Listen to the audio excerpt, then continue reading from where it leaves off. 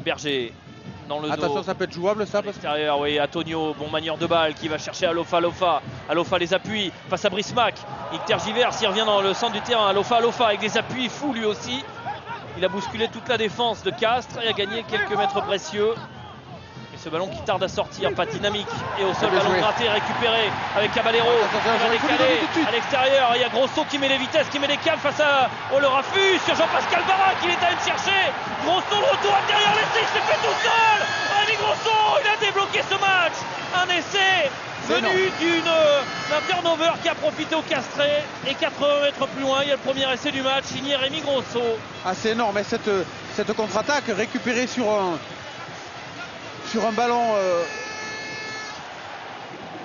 requé.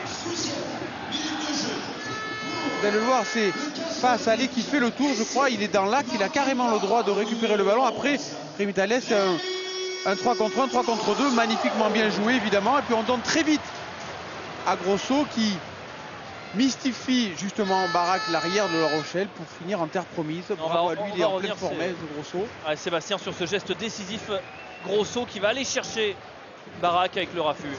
Oui, c'est vraiment... C'est pas très bien défendu parce que c'est vrai qu'il court avec lui. En plus, il lui tourne le dos. Grosso, quand on joue contre des ailiers costauds comme ça, il vaut mieux lui plonger dans les jambes, essayer de... Un peu longue, hein, c'est dommage, on n'a pas pu lutter à la réception. Et Yabiti qui a remis les Castrés dans le sens de l'avancée. Et nouvelle vague Castraise avec de la vitesse. La Meura pour Grosso. Grosso qui chamboule tout. Il se relève. Grosso, le raffut. Grosso derrière pour Palis. Quel essai encore. Rémi Grosso qui est vraiment le détonateur de cette équipe de Castres. Une action finie par Palis. Les Rochelais ont la tête sous l'eau. Et Castres en profite. Ah, c'est du John Alomou hein, qu'on a aujourd'hui en la personne de Rémi Grosso. Vous allez voir ce qu'il fait, c'est énorme, il vient creuser au dernier moment, on va le voir sur le ralenti, mais une large sautée de Rémi Lamora. Au dernier moment, il vient croiser, bien joué pour fuir la touche, il va se relever parce qu'il n'est pas plaqué correctement. Et il arrive à faire la passe à son arrière. Geoffrey Palis qui va... Tout près des 22 mètres. Borgman, épreuve de force avec Cedaro qui est en place, la défense de La Rochelle résiste. C'est un moment important. Dumora, on a ouvert l'intervalle. Attention, c'est peut-être pour Palis, 2 contre 1 pour Grosso.